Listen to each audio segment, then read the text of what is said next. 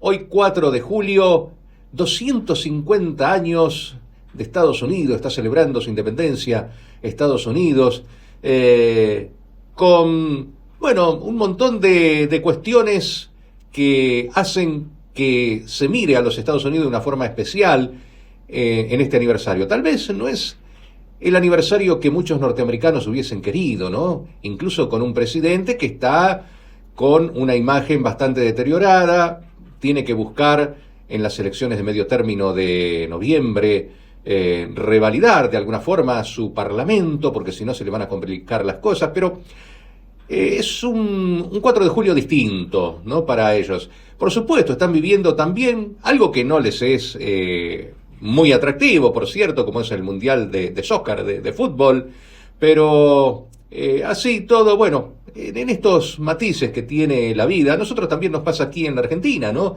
Vivimos por un lado el Mundial de Fútbol y por el otro toda la realidad, la actualidad del país que a veces te golpea, a veces te hace pensar, a veces, bueno, te hace reflexionar mucho sobre el camino que se va adoptando. Pero te hablaba de Estados Unidos porque, por ejemplo, una de las cuestiones que ha empañado la visión de Donald Trump en estos últimos días ha sido un dictamen de la Corte Suprema de Justicia. Porque Donald Trump por supuesto que hay muchas cosas sobre las que avanzó Trump, ¿no? Entre ellas la cuestión esta de deportar a los inmigrantes, perseguir a los inmigrantes, que por otra parte esto lo ha tenido que de alguna forma relajar un poco, ¿no? Esa persecución, porque lógicamente muchos empresarios le decían: mirá, Donald, que nosotros tenemos muchos empleados que son inmigrantes y si sacás los inmigrantes, ¿quién va a trabajar? Entonces, en esta cuestión, en esta persecución, en este buscar un origen del mal, ¿no?, de las problemáticas de los Estados Unidos, se centró en los inmigrantes.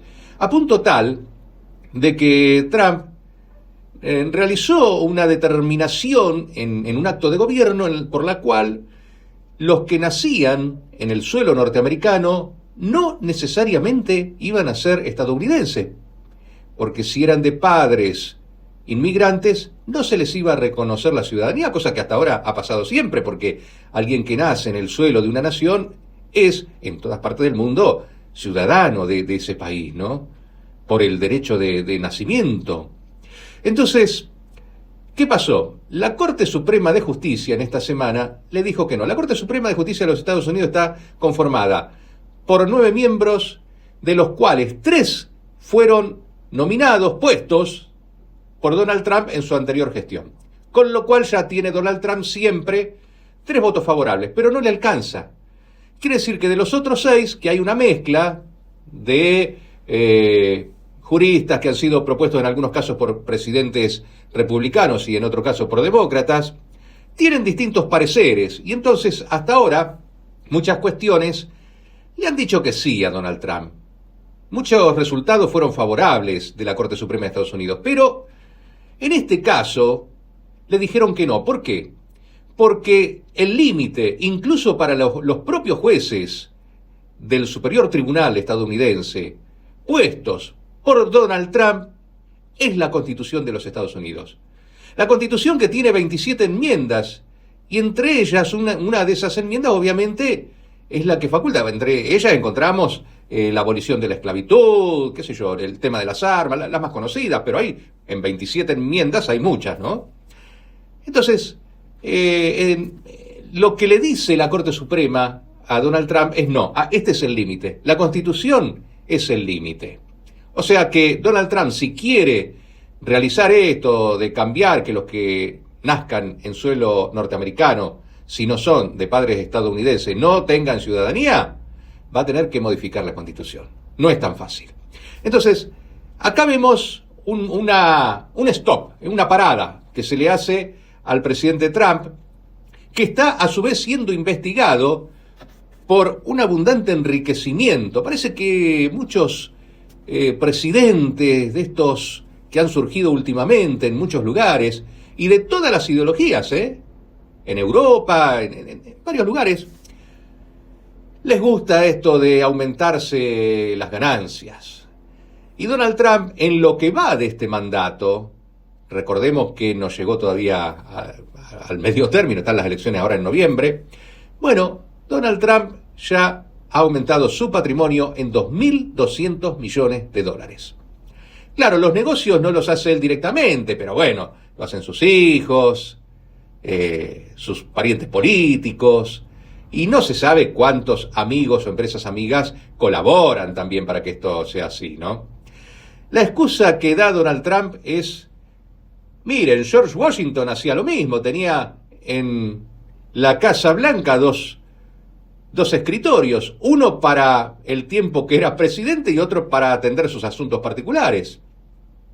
Puede que haya sido así, pero actualmente los conflictos de intereses son muy grandes, porque el presidente Trump, con este incremento en su patrimonio, que por supuesto tiene mucha incidencia directa el hecho de que él esté ejerciendo el cargo de presidente, ha hecho que lo empiecen a investigar por este enriquecimiento, al cual muchos consideran que no es lícito, incluso gente de su propio partido.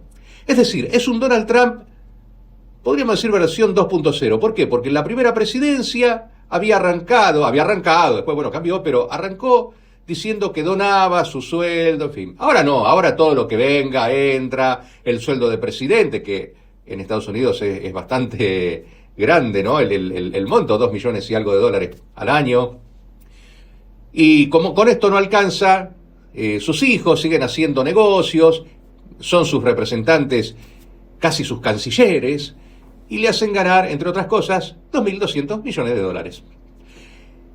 ¿Y por qué traigo esto a colación? Más allá de que sea el ámbito en el cual Donald Trump está celebrando como presidente de los Estados Unidos este 4 de julio, este nuevo aniversario, ni más ni menos que el 250. Bueno, porque en la Argentina pasan cosas, y hay cosas que son muy similares. Hay varios políticos que se han enriquecido y que en algunos casos se los ha investigado y en otros no. En algunos casos se los ha señalado y en otros no. Y la justicia aquí a veces toma decisiones que son al menos o cuanto menos sospechosas. Por ejemplo, en el caso del escándalo Libra, en donde un montón de gente denunció haber sido estafada, ahora sucede que el juez Martínez de Giorgi rechaza, no solamente rechaza a los querellantes, a los grupos de querellantes que se presentaron diciendo fuimos estafados, nosotros compramos criptomonedas de buena intención, pensando sobre todo en la recomendación del presidente Milei. Entonces ahora el juez Martínez de Giorgi dice no solamente que los saca como querellantes de la causa, sino que además el argumento que utiliza es que no hay estafa, porque dice que esa inversión en criptomonedas era una inversión de riesgo, en fin. Yo me pregunto, mientras que por un lado se le está asegurando jurídicamente a las supuestas inversiones de riesgo que vienen de otro lugar, con el RIGI, con el Super RIGI, se les está asegurando 30 años de un trato similar judicial, un respaldo judicial irrestricto. Y por otro lado se está diciendo esto, que no, a este grupo de gente que dice nosotros fuimos estafados, no, le dice no. Ahora bien, ¿por qué digo que es sospechosa esta actitud? Porque la esposa del juez Martínez de Giorgi va a ser designada, en realidad ya se le hicieron todos los trámites, estaba faltando la firma del presidente del decreto para que sea juez federal. ¿Se imagina? 2 jueces federales, Martínez de Giorgi y su esposa, 2 jueces federales que en suma van a ganar 40 millones de pesos por mes entre los dos. Eso lo blanqueado, digamos, lo lícito, sin hablar de negocios que pudieran hacer. No digo que sean incompatibles, pero bueno, puede haber otro ingreso. Pero solamente por el ejercicio del cargo, ¿se imaginan ustedes 40 millones por mes? Es un dinero, ¿no?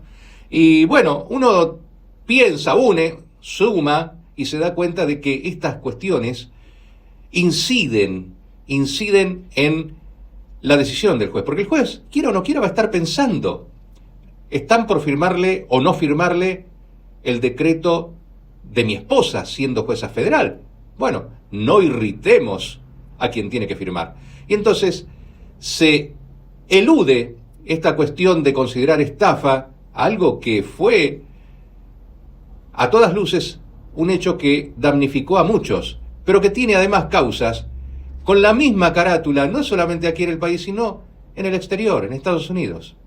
Así que veremos cómo sigue todo esto, pero le quería comentar eso porque me llama la atención un poco esto de la justicia norteamericana y la justicia argentina. Las actitudes del presidente norteamericano, que muchos de estos 2.200 millones de dólares los hizo con criptomonedas, y el presidente argentino y sus ministros, por ejemplo el renunciado Adorni, que dijo que parte de su fortuna la había hecho con criptomonedas, algo que la justicia tendrá que investigar. Por lo pronto le prohibieron salir del país, algo lógico, ¿no? Porque ya estaba el antecedente de Pepín, ¿se acuerdan que se fue a Uruguay? Estuvo allá hasta que pasó el tembladeral.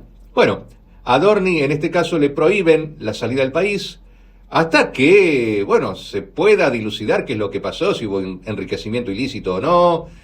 Pero bueno, lo que dijo Adorni, entre otras cosas, fue eso, que había ganado dinero con criptomonedas. Entonces, si no aceptan las criptomonedas como un hecho en el cual puede ser judicializable, o sea, tenido en cuenta por la justicia, por el caso Libra, me pregunto, ¿podrán hacer lo mismo para Adorni?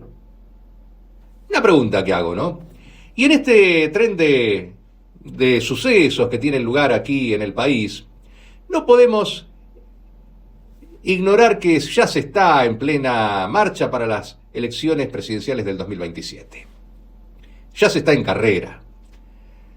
Y hay cualquier cantidad de especulaciones. Por ejemplo, Santilli es un hombre que ha reemplazado a Adorni, es jefe de gabinete, que retuvo el Ministerio del Interior y que tiene muy buen trato con gobernadores. 14 de los gobernadores ya fueron convencidos, para que vean la muñeca de Santilli. Un Santilli que es casta pura, ¿eh? Si ustedes miran hoy por hoy el gabinete de Milei, todos provienen de lo que Milei llamaba la casta. Todos. Sacando excepcionalmente un par, Sandra Petovelo y alguno más. Pero el resto en el gabinete y los secretarios, los directores, bueno, los viceministros, bueno, todos provienen de esa famosa casta. ¿Y por qué digo esto? Porque Santilli es una persona con la cual el que dialoga no se enoja nunca, no se puede enojar, porque siempre Santilli tiene una respuesta amigable, una forma de persuasión, con buen humor, pero con muchas veces, cuando tiene que enfrentar algún tipo de entrevistas en las cuales le hacen preguntas a fondo, queda como flojos de datos. Y por ahí empieza a elaborar relatos, que ahora vamos a ver cómo se elaboran esos relatos, en los cuales es una suerte de distracción para poder siempre salir adelante. Y este Santilli, que es un político de pura cepa, que arrancó por el peronismo, pasó por, qué sé yo, el PRO, bueno, ahora no se sabe. Sí, sigue siendo en los papeles del PRO, pero defiende más a la Libertad Avanza, en fin, de hecho está en el gobierno. Algo similar a lo que ha pasado con Patricia Bullrich o con tantos otros. Y es que hay mucha gente, como Santilli, por ejemplo, que tampoco puede aclarar muchos de sus riquezas, muchas de sus riquezas, de sus propiedades. Como tampoco puede hacerlo Ritondo, el jefe de los diputados del PRO, que tiene 17 propiedades en Miami. Como tampoco pueden hacerlo muchos de la oposición. El caso de Insaurralde, por ejemplo, en la provincia de Buenos Aires, muy vinculado al juego, a las ganancias que dan estas casas de apuestas, los bingos y todo lo que hace al juego, ha hecho que obtenga mucho dinero. De hecho, las cuestiones que se ven por ahí, o que han circulado en estos últimos tiempos, en cuanto a Jessica Sirio, ese vestidor repleto de dólares, son simplemente la punta de un iceberg. Es apenas la puntita del ovillo, de un gran ovillo. Pero Insaurralde siguió, y miren que hace como 3 años salió esta foto del yate, que bueno, hizo que tuviera que dejar el gobierno provincial, pero su gente sigue estando ahí en la provincia de Buenos Aires. Y entonces uno mira y se da cuenta, como decíamos en el programa anterior, que políticos de toda índole uno encuentra que tienen este tipo de enriquecimientos, ¿no? Y que lo de Adorni, bueno, fue escandaloso, pero recordemos a Espert también.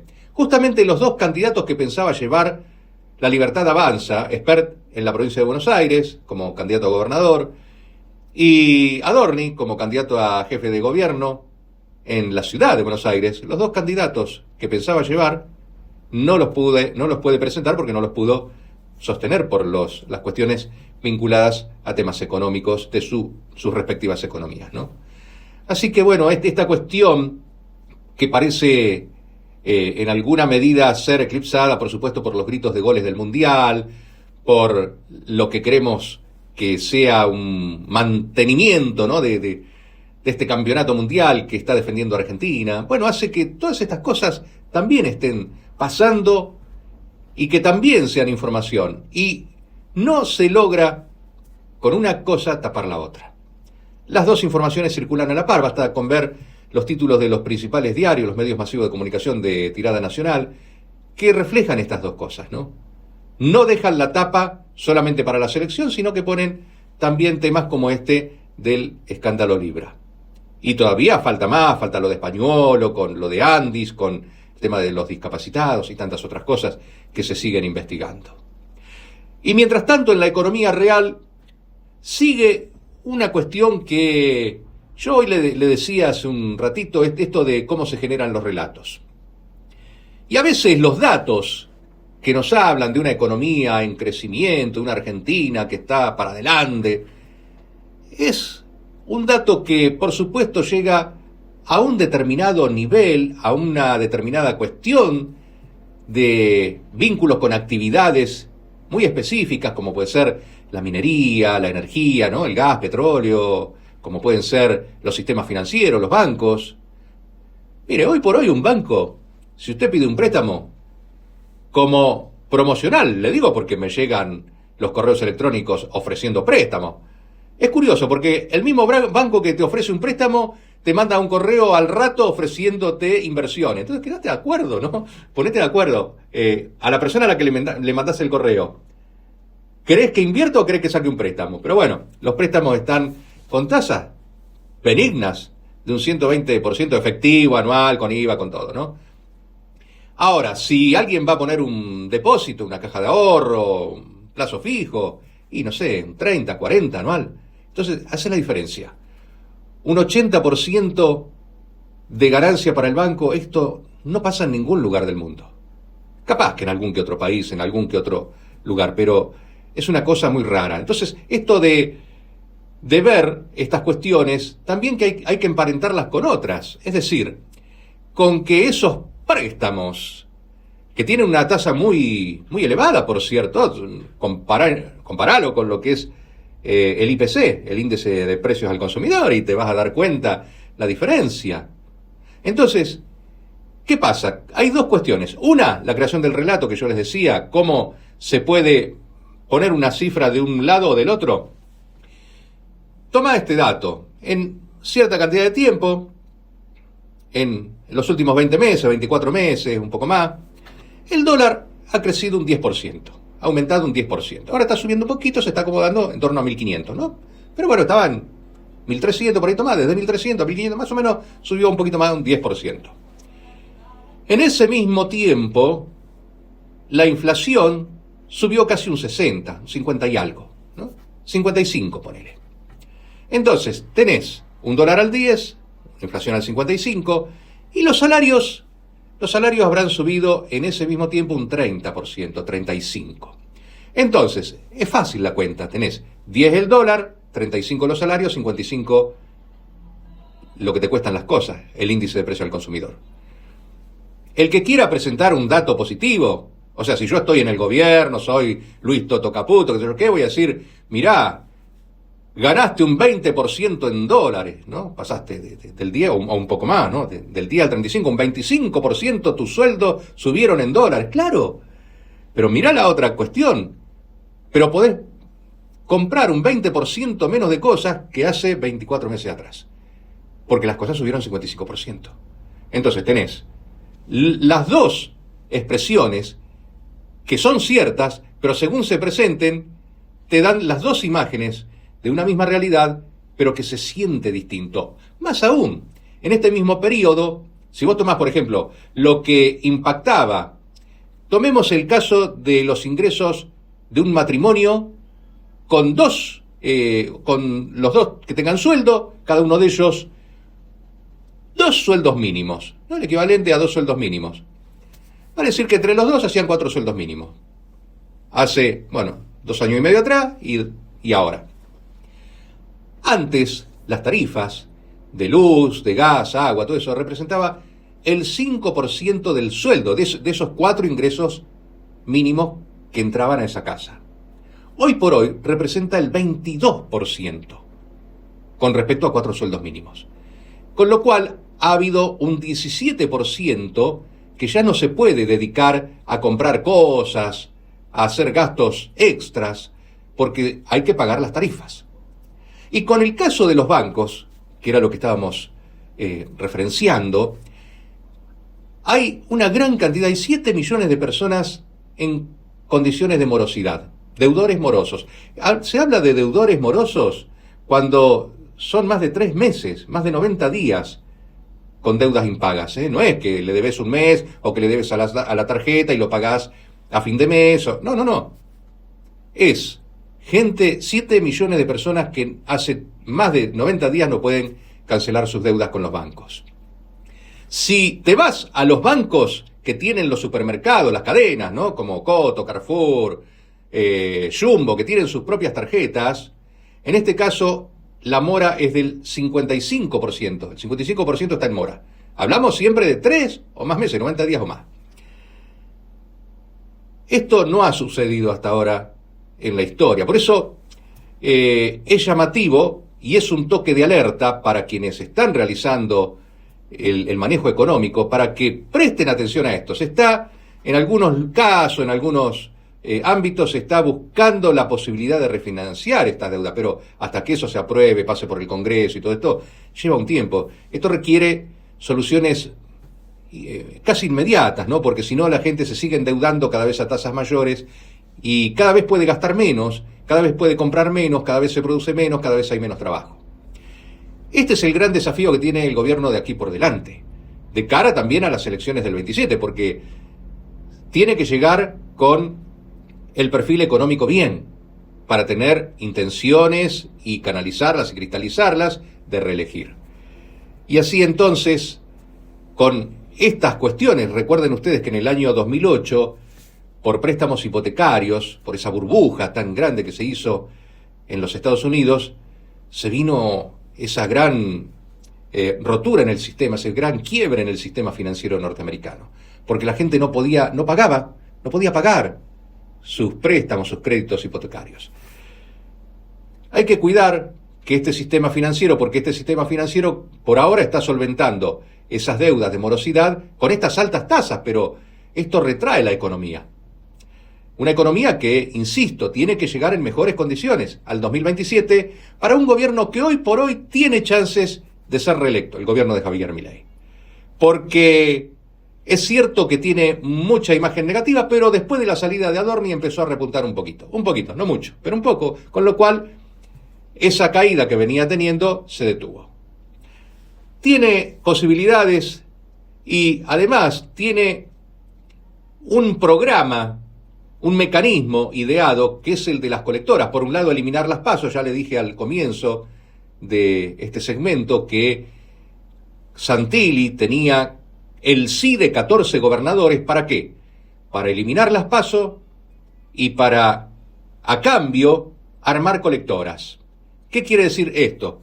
Que por un lado, la Libertad Avanza no tendría en todos los circuitos electorales sus candidatos propios, sí en algunos, pero no en todos, y en los que fueran con candidatos propios y en los que fueran sin candidatos propios tendrían listas colectoras, es decir, candidato A, B y C, que todos sumarían para Javier Milei. independientemente de, por supuesto, ganar en los partidos A, B y C sus respectivos diputados o senadores según corresponda el caso. Así que esto es lo que se está negociando, esto de las colectoras, esto que no suena tan bien, ¿no?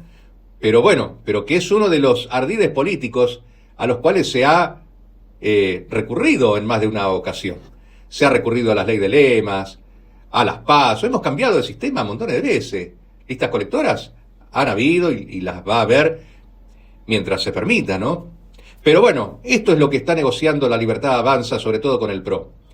Y Ritondo está muy de acuerdo. Ritondo es un poco el que maneja en el Parlamento este vínculo de La Libertad Avanza y el PRO. Entonces, estarían aceptando por el lado del PRO y por el lado de 14 gobernadores hasta ahora, que es muy probable que se sumen algunos más, estarían aceptando esto de las listas colectoras. Es decir, cada gobernador mantendría por separado su estructura y podría ir a las elecciones nacionales con candidatos propios para diputados, para senadores, pero que para presidente colecten todos votos para Javier Milei. Por eso les digo que las posibilidades, hoy por hoy, con este entramado, con este mecanismo que propone el partido gobernante, es una posibilidad. Ahora bien, hay que ver la economía real, esa que cotidianamente estamos viendo cuando vamos a hacer las compras, y uno puede preguntarle a los comerciantes, ¿estás vendiendo más o menos que hace un año? Más o menos que hace 2 años.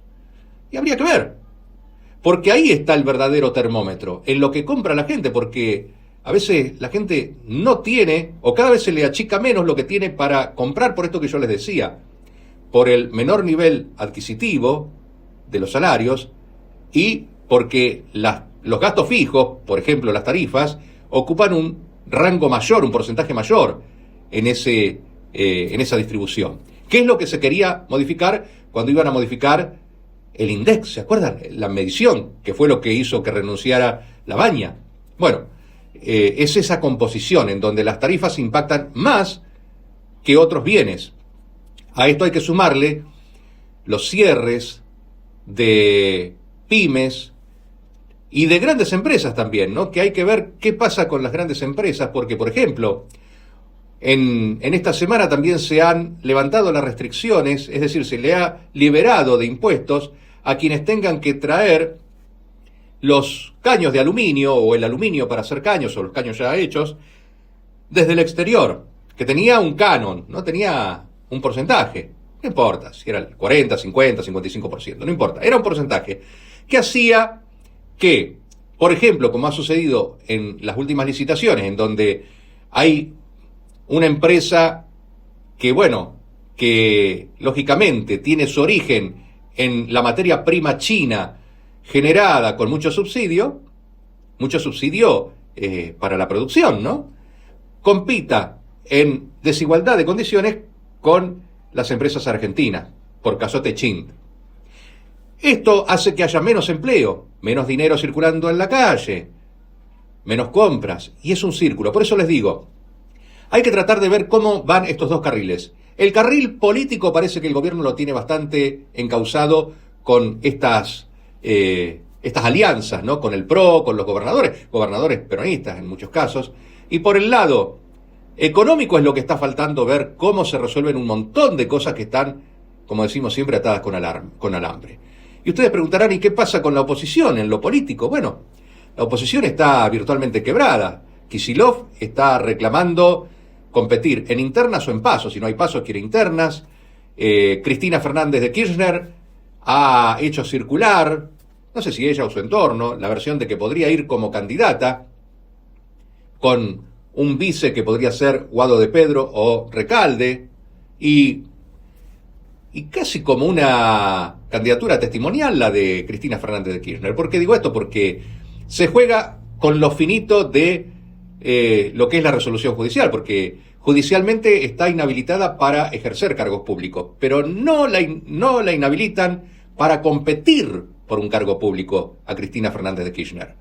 Con lo cual, bien, al menos la mitad de la biblioteca dice que puede ser que compita como candidata, pese a que la justicia no la deje asumir. Cosa que Ahí hay un juego interesante desde el punto de vista político, porque ¿qué pasaría si gana las elecciones, no? Y la justicia no le permite asumir. Una cuestión muy delicada. Pero bueno, ahí está esta cuestión en la cual Kicillof y el kirchnerismo están totalmente enfrentados, ya está fracturado a esta altura, hay muy pocas cosas que se están haciendo en conjunto. Por eso les digo que la oposición, por lo menos del lado del peronismo, está ocurriendo esto, ¿no? Hay una fragmentación, una división bastante marcada, que hay que ver cómo repercute esto hacia abajo, hacia las bases, ¿no? Y qué pasa en cada distrito, porque a lo mejor en los distritos no es lo mismo que lo que está pasando en Provincia de Buenos Aires, que es tal vez donde más se nota, porque hay un gobernador que es Kicillof. Y por el otro lado no hay muchos más partidos. Ya dijimos, el PRO iría de alguna forma en alianza con la Libertad Avanza, y los demás partidos, ya sabemos, el MID, por ejemplo, votó junto con la Libertad Avanza en el Congreso. Hay mucho radicalismo votando con la Libertad Avanza. Hay otros que, bueno, que están ahí más desde sus convicciones tratando de defender otra postura. Pero en suma, habrá que ver cómo evoluciona lo político por este lado, pero también lo económico por todo lo que estuvimos hablando.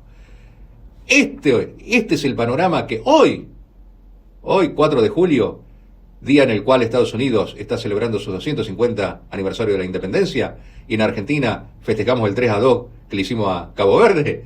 Este es el panorama con el cual nos encontramos hoy. Dentro de un mes, quién sabe, ya lo estaremos charlando.